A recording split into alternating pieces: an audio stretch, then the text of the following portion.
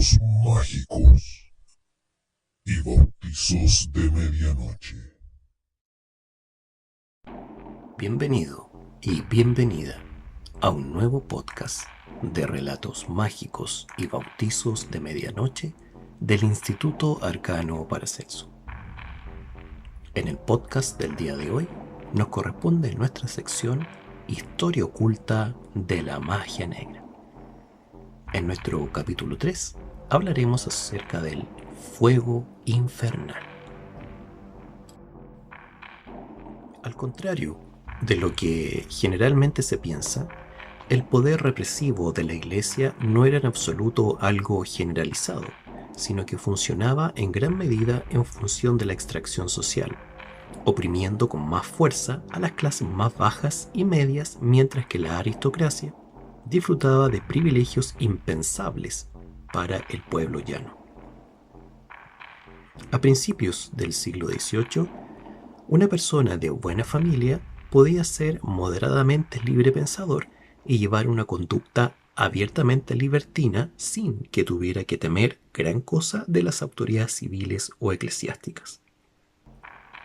Claro que, como siempre, España era la excepción a esta regla y, en ese país, la presión de la Iglesia permaneció activa e inapelable hasta la invasión napoleónica, y como una fuerza social de primer orden hasta las postrimerías del régimen del general Franco.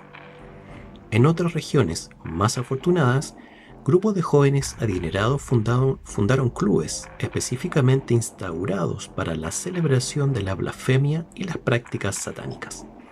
Eran los llamados clubes de fuego infernal. Mucho antes de que Aleister Crowley hiciera famoso el lema «Haz lo que quieras», Sir Francis Dashwood, fundador del Club de Fuego Infernal más famoso de todos, ya lo empleaba. De hecho, lo había extraído de las reglas de la ficticia abadía de Telema, en la obra Gargantua y Pantagruel, del poeta francés Rabelais. A pesar de su extensa fama, la organización de Dashwood, que funcionó entre 1740 y 1760, nunca recibió formalmente el apelativo de Club del Fuego Infernal, sino que tuvo nombres tan curiosos como los Caballeros de Saint Francis o Monjes de Medmenham. Ni siquiera fue el primer club de este tipo. Ya en 1721, un edicto real mostraba el desagrado de la corona ante la gente joven que se satisface junta, de la manera más impía y más blasfema, insulta los principios más sagrados de nuestra santa religión, afrenta al mismo Dios Todopoderoso y corrompe las mentes y la moral de todo el que se acerca a ellos. Este decreto no influyó demasiado a la hora de atemperar el comportamiento de los que durante el siglo XVII fueron conocidos como pugs, jóvenes sobrados de vigor, dinero y energía, dispuestos a todos con tal de satisfacer sus deseos, incluido el asesinato. Estaba de moda en ese entonces que tales hombres fueran miembros no solamente del Parlamento, sino también de varios clubes, la mayoría de los cuales estaban dedicados al hedonismo más desenfrenado. Buck Whaley, uno de los Buck irlandeses más salvajes, antes de su muerte por cirrosis hepática a la edad de 33 años, escribió: «Nací con pasiones fuertes, una disposición imaginativa y animada, y un espíritu incapaz de soportar ningún tipo de restricción.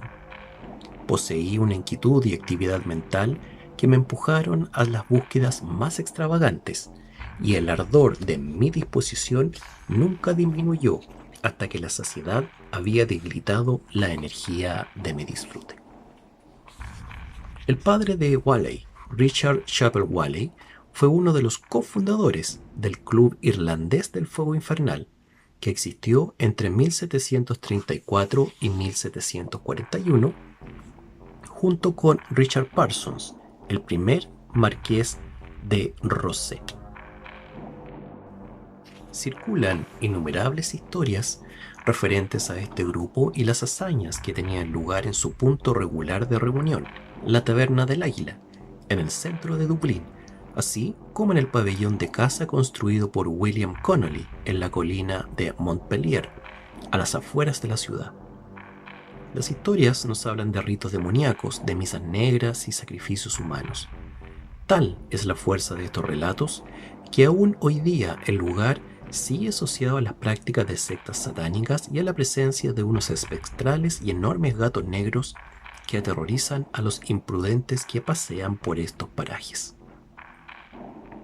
A pesar de tan terribles rumores, los clubes irlandeses parecían haber dedicado su tiempo a búsquedas relativamente inocentes, tales como beber Skultin, que es una mezcla de whisky y mantequilla rancia, prender fuego a alguna que otra iglesia y batirse en duelo. El grupo de Sir Francis Dashwood, los monjes de Medmenham, parece haber sido una organización levemente más refinada. Los historiadores nunca han podido ponerse de acuerdo sobre el carácter satánico o no de las actividades del grupo. A las reuniones solían acudir, aparte de Dashwood, Lord Sandwich, es decir, el joven empedernido que para no tener que levantarse de la mesa para cenar inventó los emparedados que llevan su nombre, John Wilkes, y así hasta completar un grupo de 13 amigos íntimos, incluyendo, de vez en cuando, a Benjamin Franklin. Algo que no debe extrañar, ya que el grupo era firme partidario de la independencia americana y de cualquier cosa que sirviera para desestabilizar a la sociedad británica. Wilkes escribió sobre el club: éramos un grupo de compañeros fieles, alegres, felices discípulos de Venus y Baco, reunidos para la celebración del vino y las mujeres y, para dar más prestancia a la reunión festiva, reproducíamos cada idea lujosa de los antiguos y la enriquecíamos con nuestros propios placeres modernos, que combinábamos con la tradición del lujo antiguo. A pesar del favorable relato que hacían de sí mismos, los monjes de Medmenham nunca pudieron desprenderse de las sospechas de que tras su fachada de alegres compañeros se escondía un grupo de depravados de primer orden. De hecho, Dashwood y sus amigos se han ganado por méritos propios el lugar en la historia del satanismo, debido, entre otras cosas, a las investigaciones que en 1925 realizó al respecto el señor Beresford. Dashwood parecía tomarse el satanismo particularmente en serio y practicaba la misa negra en sus diferentes formas, así como la invocación de demonios. Aparte de estas actividades, también tenía inquietudes mucho más mundanas, como el desafío sistemático de la autoridad y la indulgencia sexual en variantes difíciles de imaginar. Sir Francis Dashwood es uno de esos caracteres cuya vida suele estar rodeada por la controversia y cuyos biógrafos se las ven y se las desean para apartar el grano de la paja. No solo era aristócrata, sino también uno de los hombres más influyentes de la Inglaterra de su época, algo que le valió una vida relativamente libre de complicaciones a pesar de sus múltiples excesos. Fue un personaje terminal que vivía su vida al límite, sin pensar jamás en las consecuencias. Como tal, su nombre ha pasado a convertirse en una leyenda dentro de la historia. En 1708 nació en Londres Francis Dashwood, en el seno de una familia acomodada. Era el único hijo de Sir Francis Dashwood y la segunda esposa de las 4 que tuvo, Mary Fane, la hija mayor del barón Le Despencer. Sir Francis era un hombre rico que había amasado la fortuna de la familia gracias a sus negocios en Turquía y China. Cuando Francis tenía 2 años, su madre murió y su padre contrajo nuevas nupcias al poco tiempo. No se sabe mucho de Francis durante sus primeros años, excepto que se educó en el prestigioso colegio de Eton.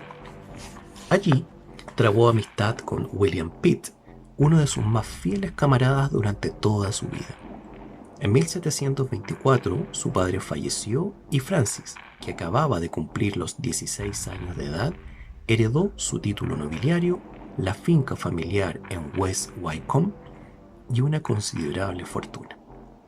En 1726, Sir Francis inició su primer viaje alrededor de Europa. Era una costumbre de la época que los hijos de los nobles y de las familias más ricas de Inglaterra culminaran su educación visitando las cortes reales de Europa, acompañados normalmente por un profesor particular. Mientras viajaban por toda Europa, podían de esta manera ponerse en contacto con las costumbres y tesoros que el continente ofrecía. Sir Francis, que era un joven bebedor y de inclinaciones lascivas, hizo un penoso tour de corte real creando tumultos donde quiera que fuera. Dicho sea en su descargo, visitó galerías de artes y museos, aunque pasó la mayor parte del tiempo en tabernas, prostíbulos y garitos de juego, algo que caracterizaría su vida a partir de entonces. Una de sus frases preferidas de aquella época era: hay que probar la dulzura de todas las cosas. Este primer viaje a Europa duró 8 meses y lo llevó por Francia hasta Suiza, atravesando Alemania. En 1729, Sir Francis inició otro viaje. Esta vez, la primera etapa fue Italia, lugar donde se forjaría parte de su leyenda. En aquella época, el país alpino era uno de los centros neurálgicos del ocultismo europeo y Sir Francis se entregó al estudio de las artes prohibidas, particularmente de los misterios de Eleusinos. También quedó influido en gran medida por su conocimiento de la obra de François Rabelais y su ficticia abadía de Telema. Se cuenta una anécdota sobre su retorcido sentido del humor, particularmente lo referente a la religión. Su profesor particular, un católico siempre desdeñoso de su comportamiento promiscuo, insistió en llevar a Sir Francis a la Capilla Sixtina, esperando inculcar en su alocado pupilo algo de respeto por el cristianismo. Sir Horace Walpole fue testigo de esta visita y escribió sobre ella. Era Viernes Santo, una fecha en la que cada persona que atiende al servicio en la Capilla Sixtina porta un pequeño látigo que les facilita un monaguillo en la puerta. La capilla apenas está iluminada por la luz de 3 velas que son apagadas por el sacerdote, una a una. Al apagarse la primera, los penitentes se desprenden de una porción de sus ropas. Con la siguiente se descubren por completo el torso y, en la oscuridad que sigue a la extinción de la tercera vela, se azotan hombros entre gemidos y lamentos. Sir Francis Dashwood acudió vestido con un gran abrigo. Avanzó al extremo de la capilla, en donde la oscuridad se hizo al apagar el sacerdote la última vela, sacando de debajo de su capa un látigo de cochero con el que recorrió la capilla azotando a derecha e izquierda mientras gritaba antes de escapar a la carrera: ¡El diablo! ¡El diablo! La congregación huyó espantada pensando que el maligno en persona había acudido a castigarles por sus pecados. Las consecuencias de esta broma pudieron haber sido serias, y el joven Dashwood se vio obligado a abandonar inmediatamente los dominios papales. A raíz de esta aventura, el apodo El Diablo acompañaría a Sir Francis durante toda su vida. Otra anécdota posterior apunta a una posible explicación al profundo desdén que siempre manifestó por el cristianismo. Durante el mismo viaje, una noche su profesor particular fue despertado por los gritos terribles que provenían de la habitación vecina. Al acudir a investigar, encontró a Sir Francis mirando fijamente al exterior, donde 4 ojos verdes destellaban malignamente, acompañados de terribles gritos y lamentos. Sir Francis estaba plenamente convencido de que estaba frente a un diablo de 4 ojos que había venido a torturarle debido a sus acciones licenciosas. El profesor particular se dio cuenta inmediatamente de que eran simplemente 2 gatos que peleaban frente al cuarto de su joven amo, pero decidió no explicárselo en una tentativa de utilizar este error para corregir sus maneras. El trabajo del profesor particular se vio coronado por el éxito, y durante un tiempo, y en contra de sus inclinaciones naturales, Sir Francis se convirtió en un ferviente católico. Sin embargo, a medio plazo el efecto de esta estratagema fue el contrario del deseado, y cuando Sir Francis descubrió el engaño, La cólera que le inflamó sirvió de por vida como combustible de una intensa aversión hacia la religión. Desde Italia, Sir Francis visitó Turquía, Dinamarca, Grecia, Asia Menor y Rusia. Durante este recorrido, adquirió una marcada afición por las artes y los atuendos lujosos. En Rusia, su dudoso sentido del humor volvió a dar señales de vida cuando se le ocurrió presentarse en la corte real en San Petersburgo disfrazado de rey de Suecia, uno de los grandes enemigos de Rusia. No parece que esta extraña ocurrencia supusiera un problema durante su estancia en Rusia. De hecho, incluso se rumoreaba en la corte que Dashwood era un asiduo visitante del lecho de la zarina Ana. Al regreso de su viaje, Sir Francis se dedicó a restaurar y sacar adelante las propiedades familiares en West Wycombe. Llevó a Giuseppe Borgnis, un afamado pintor milanés, para que trabajase en su casa, algo que hizo durante el resto de su vida, siendo el trabajo finalizado a su muerte por su hijo Giovanni.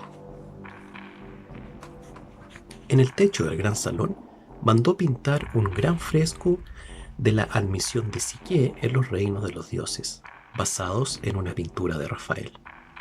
La zona del comedor tenía como tema el triunfo de Baco y Ariadna, basado en la pintura de Carracci que se encuentra en el Palazzo Farnese de Roma, mientras que la sección central del techo de la galería tenía un fresco que representaba a Baco coronando a Ariadna.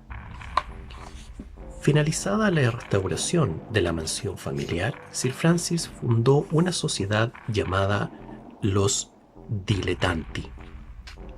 Reunió a un grupo de entusiastas por las artes que pronto obtuvieron una gran reputación de profundos conocedores y críticos fiables. Cuando la sociedad hubo adquirido prestigio y fondos suficientes, Sir Francis comenzó a promover expediciones, enviando arquitectos y proyectistas que examinaran y dibujaran reconstrucciones de ruinas clásicas a punto de desaparecer. Había, sin embargo, un lado oscuro en las actividades de los dilettanti.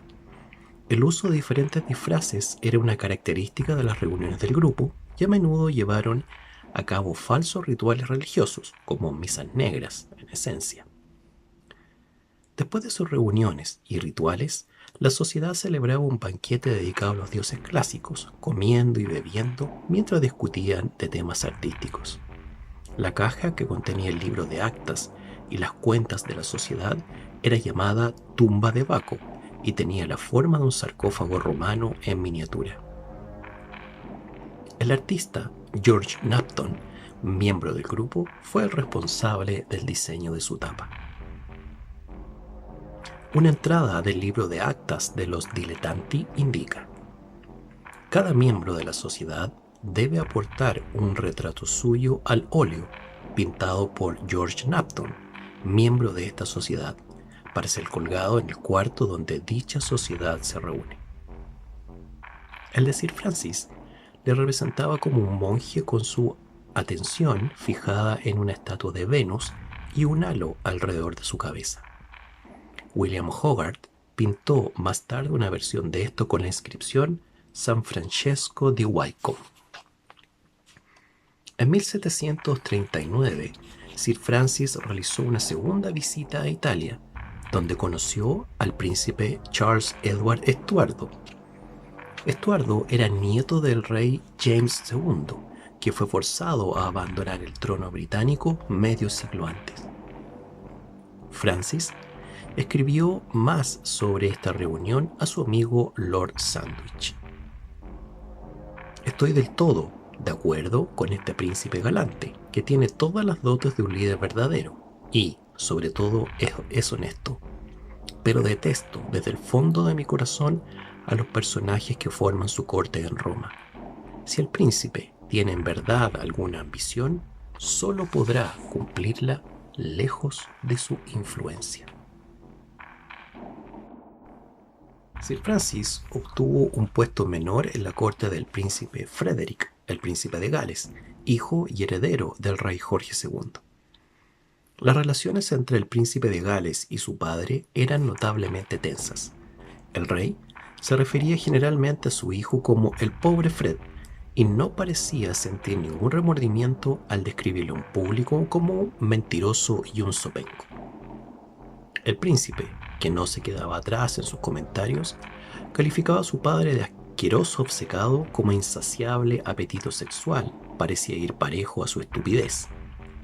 Era lógico, por tanto, que Sir Francis, cuya oposición a cualquier tipo de autoridad era pública y notoria, viera con simpatía la causa del príncipe de Gales.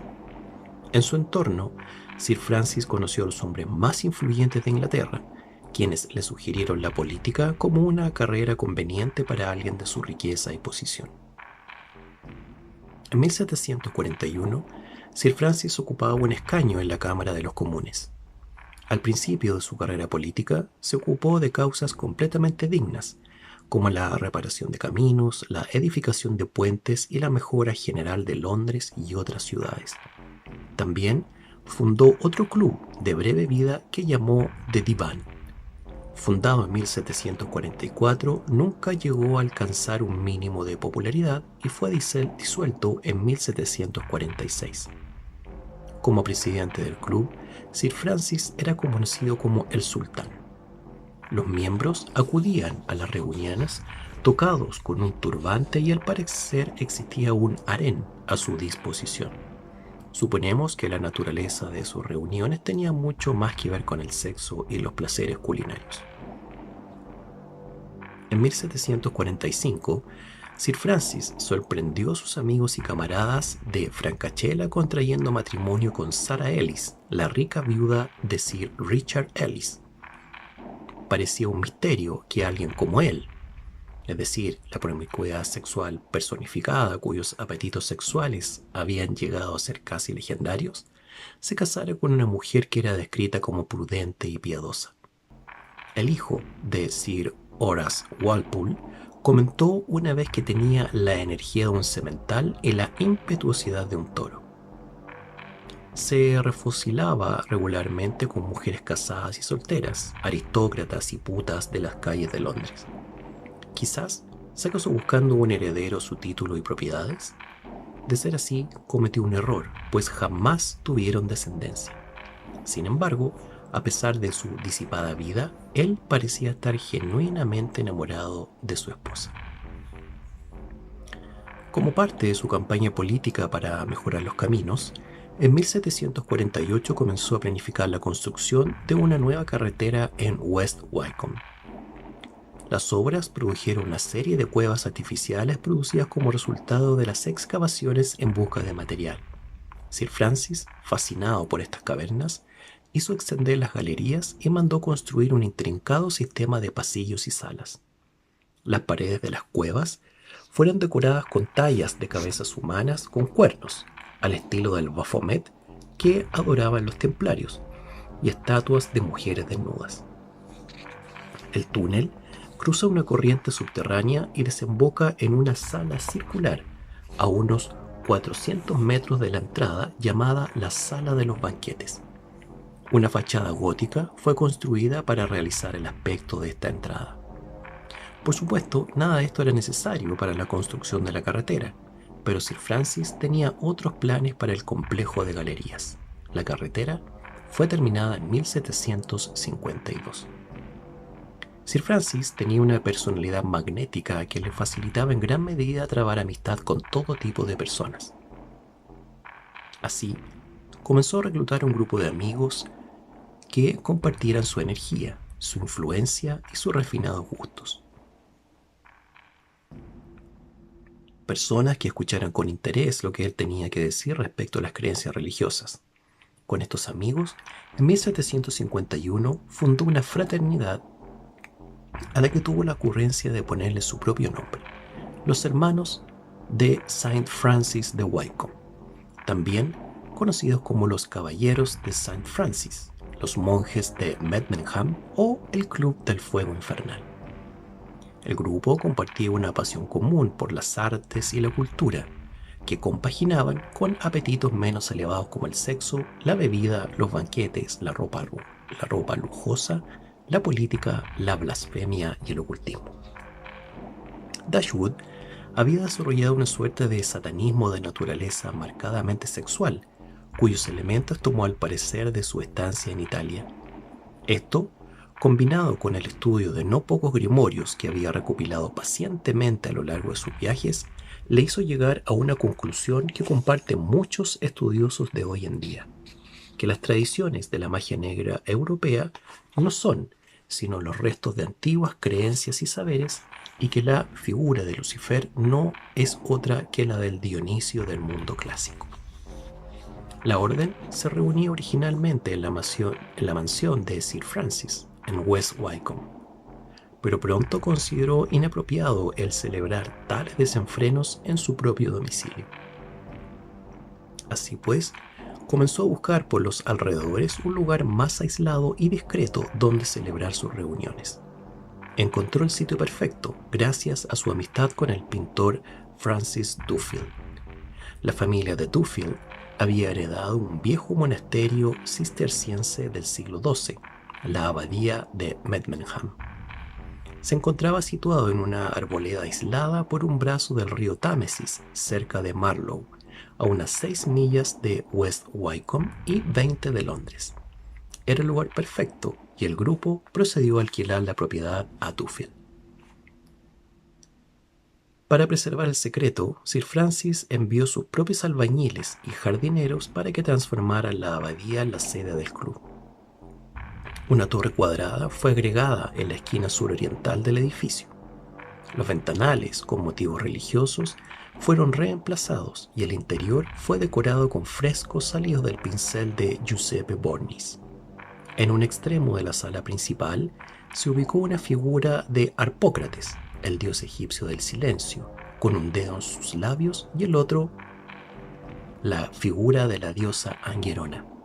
Sobre la entrada principal de la abadía, en latín, estaba inscrito el lema: «Haz lo que quieras». Maurice Louis Jolivet diseñó los jardines. Cada cierto tiempo, los, entre comillas, monjes, cuyo número solía ser de 12 más el propio Dashwood, solían pasar una temporada conviviendo en la abadía. Allí celebraban todo tipo de ceremonias y orgías de carácter neopagano. El administrador de la orden era el poeta Paul Whitehead, que custodiaba los archivos y que, al final de su vida, quemó todos los documentos con sus propias manos, de tal manera que jamás se sabrá con precisión lo que allí sucedía, y tendremos que conformarnos con lo poco que trascendió a través de las indiscreciones de algunos miembros. Al parecer, estos papeles contenían los contratos de los 12 miembros con el diablo. El hábito con que acudían al ceremonial era enteramente blanco, incluido un capuchón que les cubría el rostro. El, entre comillas, abad se distinguía por su atuendo rojo. Las reuniones de la orden tenían lugar 2 veces al mes, con una gran reunión anual que duraba una semana y que en algunas ocasiones se extendió por más tiempo. Uno de los monjes adquirió un babuino, que se convirtió en la mascota de la abadía y acudía a los rituales vestidos de capellán. La abadía disponía de todas las comodidades para amenizar la estancia de los miembros y contaba con una biblioteca única con libros tan diversos como la Biblia o la literatura pornográfica y ocultista. Las celdas individuales de los monjes estaban en todo acordes con el lujo que reinaba en el resto del lugar. La abadía admitía invitados de los monjes, pero había 2 lugares estrictamente restringidos a los miembros. Uno era una capilla y el otro la sala de reuniones, donde solo el círculo interno de 13 miembros era admitido. Los rituales celebrados en la capilla parecen haber seguido la tradición de la misa negra en cuanto a constituir parodias de los servicios cristianos, añadiéndoles una gran dosis de simbolismo sexual. Sin embargo, los monjes afirmaban que, a pesar de sentir una innegable simpatía por la figura de Lucifer, ellos eran realmente adoradores de Baco y Venus. Parece probable que el círculo interno llevase a cabo ritos en el cuarto secreto de reuniones que hoy podrían ser calificados como paganos. Estas ceremonias secretas estaban siempre, según Sir Francis, basadas en los misterios eleusinos, una serie de ritos que se celebraban en la antigua Grecia durante 9 días en honor a Deméter, diosa del grano, y su hija Perséfone. Deméter y su hija estaban representadas por jóvenes desnudas, tendidas en un altar con las piernas completamente abiertas. Algunas muchachas de la aristocracia se ofrecían voluntariamente para representar a las diosas. Otras veces se celebraba una misa negra convencional con su correspondiente mujer desnuda en el altar y culminaba con una gran orgía. Finalizados los rituales, Paul Whitehead se encargaba de devolver en coche a Londres a las mujeres que habían participado y cuyas familias ni siquiera sospechaban a lo que se estaban dedicando. En no pocas ocasiones, el padre de una muchacha que había protagonizado un ritual la noche anterior se reunía al día siguiente para compartir un banquete con aquel grupo de caballeros y hombres y discutir inocentemente de negocios o política. Como curiosidad, mencionaremos que la biblioteca de la abadía contuvo, aparte de una de las mejores colecciones de grimorio de Europa, la primera copia que llegó a Occidente del Kama Sutra, facilitada por Sir Henry Vansittart, que había sido gobernador de Bengala. Se piensa que sus enseñanzas pudieron haber inspirado algunas de las partes más sexuales de sus rituales. Las actividades de la abadía se prolongaron por espacio de 2 décadas.